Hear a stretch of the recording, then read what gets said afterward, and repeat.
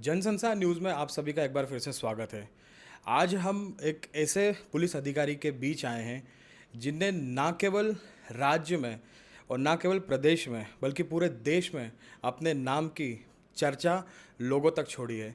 आज हमारे बीच में श्री राजेश डंडोतिया जी हैं। आज हम इनसे जानेंगे कि साइबर सिक्योरिटी पे किस तरीके से लोग क्राइम कर रहे हैं और लोगों को किस तरीके से इससे बचना चाहिए। राजेश डंडोतिया जी ने पूरे राज्य में अगर हम बात करें तो 500 से ज़्यादा सेमिनार अभी तक ले चुके हैं। सबसे पहले तो मैं आपसे ये जानना चाहूँगा राजेश डंडोतिया जी कि इतना बड़ा जो नंबर है 500 सेमिनार का, इतना बड़ा नंबर आपने कैसे अचीव कर लिया? क्योंकि अपने आप में अगर हम एक सेमिनार की बात करें तो एक सेमिनार के लिए एक दिन पूरा लगता है और आप जाएंगे, सेमिनार लेंगे, लोगों तक अपनी बातें पहुंचाएंगे, कुछ समझाएंगे, कुछ उनके क्वेश्चंस का आंसर देंगे। तो आपने जो इतना बड़ा नंबर है, इससे भी 500 से ज़्यादा सेमिनार अभी तक आप कर चुके हैं। तो सबसे पहले मैं जानना चाहूँगा कि इतना बड़ा नंबर आपने कैसे अचीव करा? देखिए, लगभग 600 प्लस सेमिनार हो गए हैं और ये वरुण कपूर सर जो लगातार सेमिनार लेते हैं पिछले कई सालों से, और उन्होंने काफ़ी सेमिनार्स लिए हैं और लोगों को जागरूक करने का प्रयास किया है। तो उसी से प्रभावित होते हुए और उससे मोटिवेट होते हुए मैं लगातार कोशिश कर रहा हूँ कि लोगों को जागरूक किया जाए, क्योंकि देखिए, साइबर फ्रॉड से अगर बचना है तो जागरूकता ही एकमात्र बचाव है। अगर हम जागरूक रहेंगे तभी अपना बचाव कर पाएंगे, क्योंकि फाइनेंशियल फ्रॉड्स में ये होता है, साइबर क्राइम में, कि व्यक्ति के साथ जब फाइनेंशियल फ्रॉड होता है, उसका पैसा चला जाता है, तो उसको पैसे रिकवरी इंपॉर्टेंट होती है, उसको पैसा वापस चाहिए होता है। और ऐसी स्थिति में अगर हमने कुछ केसेज ऐसे देखे हैं जिसमें कि बाइनेंस ऐप के जरिए पैसा क्रिप्टो करेंसी में कन्वर्ट होके विदेशों में चला गया है, जिसमें कंबोडिया है, हांगकांग है, लाओस है और म्यांमार वर्मा है। तो इस तरह से पैसा बाहर जाने लगा है। ऐसी स्थिति में पैसा रिकवर करना लॉ एनफोर्समेंट एजेंसीज के लिए बड़ा चैलेंज है। तो फिर हमें बेसिक्स पर जाना पड़ेगा कि लोगों को इतना जागरूक किया जाए। जब जागरूक करेंगे तभी फिर ये लोग अपना बचाव समझ पाएंगे, किस तरह बचाव करना है, और अगर उनके साथ क्राइम हो जाता है तो कहाँ तुरंत रिपोर्ट करनी है। तो इस वजह से क्राइम को, अगर साइबर क्राइम को कंट्रोल करना है तो जागरूकता ही एकमात्र इफेक्टिव विकल्प है। तो उसके लिए मैं लगातार और इंदौर पुलिस कमिश्नरेट में लगातार हम लोग प्रयास कर रहे हैं। Santosh Singh sir, commissioner sir के द्वारा ये सतत अभियान चलाया जा रहा है, जिसमें सभी अपने अपने स्तर पर लोगों को जागरूक करने का प्रयास कर रहे हैं। राजेश जी, मैं आपसे ये भी जानना चाहता हूँ कि जब आप सेमिनार लेते हैं तो किस तरह की भाषा या किस तरीके से आप प्रेजेंटेशन करते हैं कि लोगों तक आसानी से पहुंच जाए? क्योंकि ऐसा देखा गया है कि स्कूल और कॉलेजेस में तो जो आप बात पहुंचाना चाहते हैं वो आसानी से वो लोग एक कैचिंग पावर उनमें और वो कैच कर लेते हैं आपकी बात।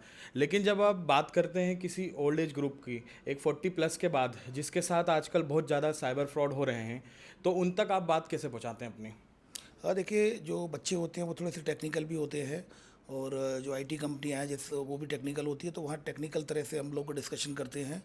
और जहाँ उनकी बात है, सीनियर सिटीजन्स की बात है, वुमेंस की बात है, तो उनके टॉपिक्स, उनके क्या क्या फ्रॉड हो सकते हैं उनके साथ, तो उन पर चर्चा की जाती है।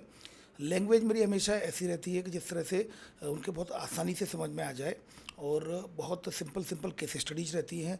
केस स्टडीज के माध्यम से उनको बताया जाए कि किस तरह के कॉल आ रहे हैं, डिजिटल अरेस्ट में किस तरह के कॉल आ रहे हैं, ऑनलाइन शॉपिंग करने में क्या ध्यान रखना चाहिए, इन्वेस्टमेंट फ्रॉड जो होता है उसमें अपने कैसे बचाव करना है। तो इस तरह के लगातार जो उनको फ्रॉड के बारे में बहुत सरलता से समझाया जाता है, क्योंकि यहाँ पर क्राइम ब्रांच में लगातार विक्टिम्स आते हैं और विक्टिम्स अपनी कंप्लेंट रजिस्टर कराते हैं। तो विक्टिम से लगातार मैं बात करता हूँ, तो उनकी साइकोलॉजी को समझता हूँ, और उसके बाद फिर जैसा विक्टिम बताता है वैसी ही भाषा में मैं लोगों को जाके जब बीच में समझाता हूँ, तो कोशिश करता हूँ, चूँकि अलग अलग जगह होता है। जब सीनियर सिटीजन्स होते हैं तो उनके साथ अलग कन्वर्सेशन होता है, जो बच्चे होते हैं बच्चों के साथ एक अलग कन्वर्सेशन होता है, और कई जगह जो फैमिलीज होती हैं टाउनशिप में, उनसे अलग कन्वर्सेशन होता है। इंपॉर्टेंट ये है कि आप अपनी बात को उन तक पहुंचा पाए, ये इंपॉर्टेंट है, क्योंकि कम्युनिकेशन का अर्थ ये होता है कि आप अपनी बात को सामने वाले को समझा पाएँ। तो मैं कोशिश करता हूँ कि सरलता से जो केस स्टडीज होती है, केसों के माध्यम से लोगों को समझाया जाए। राजेश जी, पिछले दिनों देखा गया है कि कई सारे फ्रॉड, जैसे ओटीपी की बात करूं मैं, ओटीपी शेयर करना तो बैंक से अकाउंट से पैसे निकल जाते हैं, या कोई क्यूआर कोड स्कैन कर लिया अपन ने कि हम तो पेमेंट करने गए थे लेकिन क्यूआर कोड स्कैन करने के बाद अकाउंट से सारे पेमेंट निकल गया है। इस तरह के फ्रॉड के बारे में आप क्या कहना चाहेंगे? देखिए, क्या होता है कि जो अननोन लिंक होती है, हम किसी भी अननोन लिंक को जब क्लिक करते हैं तो हमारे मोबाइल में स्क्रीन शेयरिंग ऐप आ जाता है, और ऐसी स्थिति में जो स्क्रीन शेयरिंग ऐप होता है उसमें फिर हमें ओटीपी बताने की ज़रूरत नहीं होती। साइबर फ्रॉडस्टर ऑलरेडी स्क्रीन को आपकी देख रहा होता है, और ऐसी स्थिति में आपके मोबाइल में जो ओटीपी आता है वो उसको दिखता है, और वो आपके साथ वो ओटीपी को यूज़ कर लेता है और आपके साथ फ्रॉड करता है। एक सबसे बड़ा मुद्दा उठ रहा है आज की जो जनरेशन है यूथ में, ऑनलाइन गेमिंग। और कई सारे ऐसे गेम हैं जो लॉटरी का बोलते हैं कि आप पैसे लगाएंगे और इतने पैसे जीत जाएंगे। कई सारे ऐसे प्लेटफॉर्म है जहाँ पे ऑलरेडी प्रमोशन भी हो रहा है इन सब चीज़ों। और इन सब को देखते हुए हमें ऐसा लगता है कि हमारा जो यूथ है कहीं ना कहीं इन सब में अंदर घुसता जा रहा है। तो इस बारे में आप क्या कहना चाहते हैं? देखिए इसमें दो तरह की चीज़ें होती है कि ऑनलाइन गेमिंग ऐप होती हैं और ऑनलाइन बैटिंग ऐप होती हैं। और बैटिंग उसको माना है जो गेम ऑफ चांस होता है, गेम ऑफ लक होता है, तो वो हमारे इंडिया में पूरी तरीके से अवैध है। और इसमें सभी स्टेट्स में ये अवैध है, इसमें मतलब इलीगल है। तो ऐसी स्थिति में ऑनलाइन प्लेटफॉर्म में जिनके सर्वर बाहर हैं, कहीं दुबई में हैं, कहीं चाइना में हैं, कहीं यूएस में, तो ऐसी स्थिति में जो फ्रॉडस्टर्स होते हैं वो ऑनलाइन बैटिंग ऐप को प्रमोट कर रहे हैं और अनफॉर्चुनेटली कई इन्फ्लुएंसर भी इसको प्रमोट कर रहे हैं। तो ऐसी स्थिति में ऑनलाइन बैटिंग ऐप पर जो प्रमोट कर रहे हैं और जो लोग खेल रहे हैं, मैं इस कन्वर्सेशन के माध्यम से ये कहना चाहूँगा कि आप कभी भी जीत नहीं सकते, क्योंकि ये बैकएंड में एक सर्वर होता है जो आपको शुरू शुरू में आपको जिताएगा और आपकी एक बार साइकोलॉजी को समझते हैं। और जैसे ही आप जीतने लगते हैं, फिर उसके बाद जब एडिक्टेड हो जाते हैं, फिर आपका हारना तय है। और ऐसे कई केसेज जो क्राइम ब्रांच में आए हैं जिसमें लोग शुरू शुरू में तो जीते, उनका एडिक्शन हो गया, फिर उसके बाद वो हार जाते हैं। तो ऐसी स्थिति में इनको बचना चाहिए। जहाँ तक ड्रीम 11 का प्रश्न है, ये गेम ऑफ स्किल है। तो ऐसी स्थिति में अपने हाई कोर्ट और सुप्रीम कोर्ट के द्वारा इसको लीगल ठहराया गया है। तो ऐसी स्थिति में हमें ऑनलाइन बेटिंग ऐप जो इलीगल है उनकी हम लोग कंप्लेंट भी करते हैं। और अभी अगर आप देखेंगे तो कुछ ऐसे ऐप है जो कि लगभग जिसमें कई स्टैंड लोन ऐप हैं, ऑनलाइन बैटिंग ऐप है, इस तरह के जो इलीगल ऐप है उसको I4C के माध्यम से लगभग 800 ऐप्स ऑल ओवर इंडिया में जो हमारी गवर्नमेंट ने जो MHA के द्वारा ब्लॉक कराए गए हैं, बंद कराए गए, तो कहीं बैन किए गए हैं। तो ऐसी स्थिति में लगातार कार्रवाई चल रही है, पर फिर भी मैं इस चैनल के माध्यम से कहना चाहूँगा यूथ को कि आप ऑनलाइन बैटिंग ऐप से बचें, क्योंकि ये आपको एडिक्शन एक बार हो जाता है तो फिर इसका एडिक्शन बहुत खतरनाक होता है।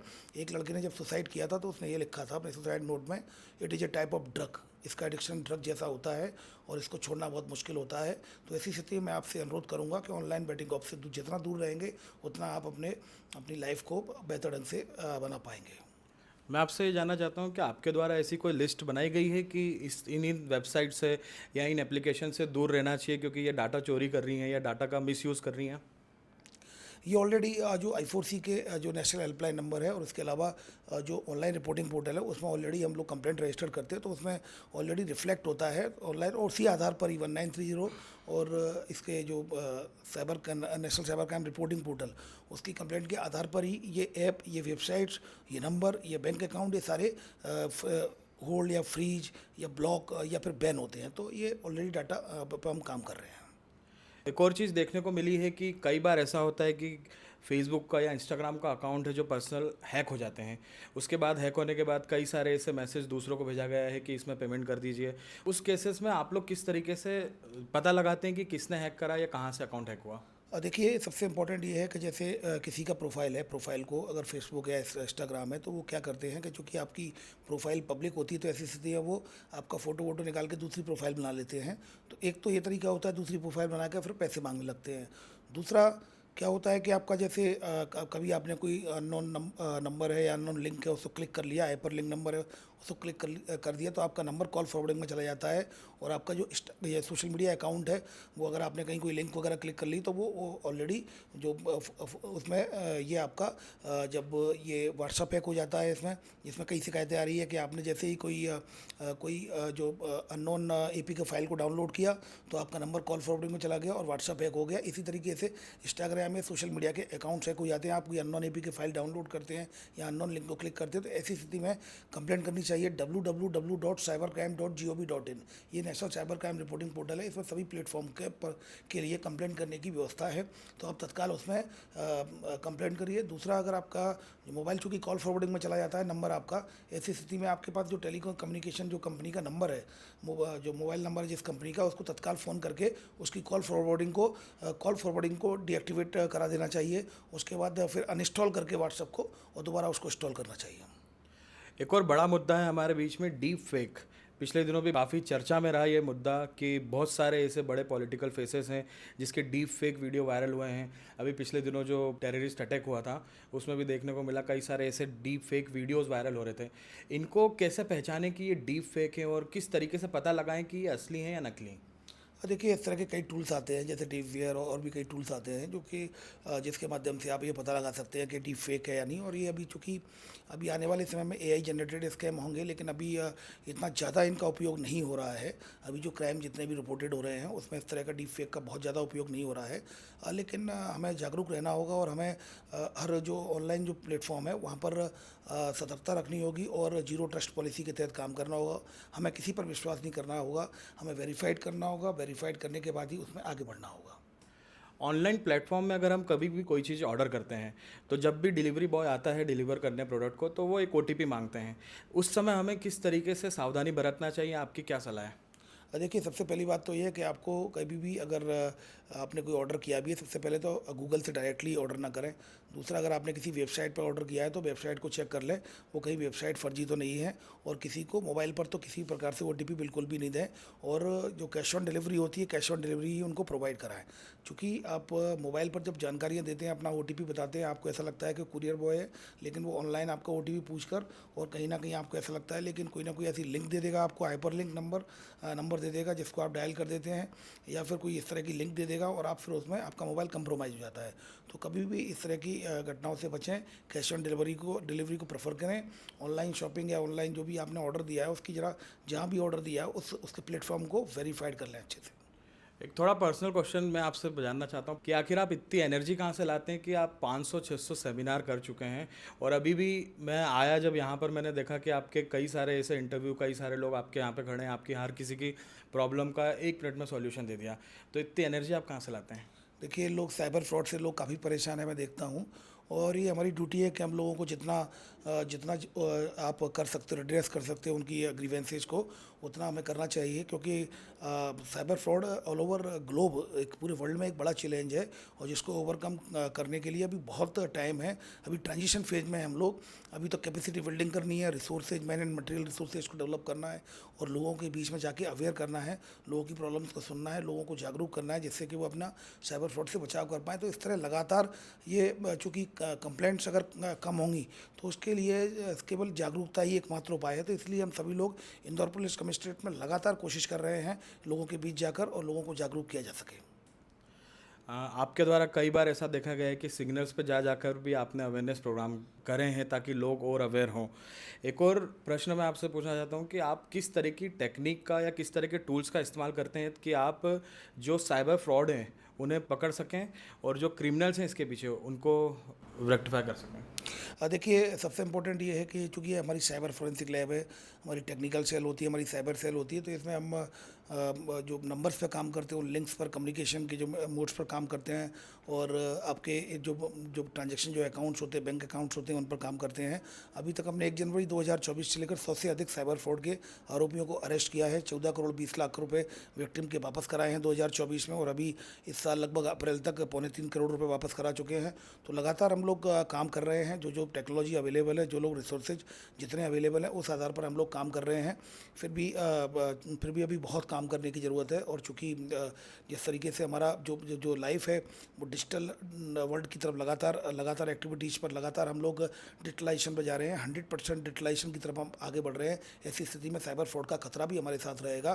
तो ऐसे में सामंजस्य बैठाना बेहद ज़रूरी है, लोगों को जागरूक करना बहुत ज़रूरी है।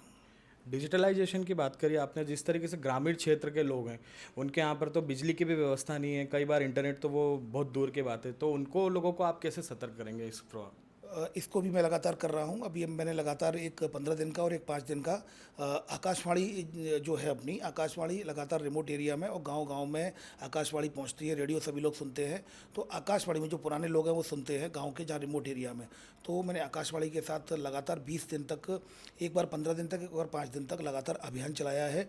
और वहाँ पर लाइव जाकर जो रिमोट एरियाज में गाँव के लोग हैं उनकी समस्याओं को सुनते हैं और उनको भी जागरूक करने की कोशिश करते हैं किस तरह से आपको बचाव करना है, और अगर आपके साथ फ्रॉड हो जाता है तो आपको कहाँ रिपोर्ट करनी है, कहाँ कंप्लेंट करनी है। तो इस आकाशवाणी में भी हम लगातार जा रहे हैं, इस बात को ध्यान में रखते हुए कि रूरल एरिया में भी हमें लोगों को जागरूक करना है।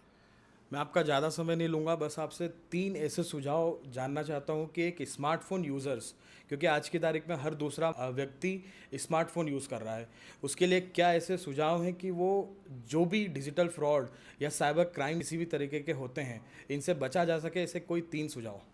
देखिए, सबसे पहले तो टू स्टेप वेरिफिकेशन करें अपने जीमेल अकाउंट का, अपने सोशल मीडिया प्लेटफॉर्म का, अपने व्हाट्सअप का। टू फैक्टर करें या फिर मल्टी फैक्टर ऑथेंटिकेशन करें।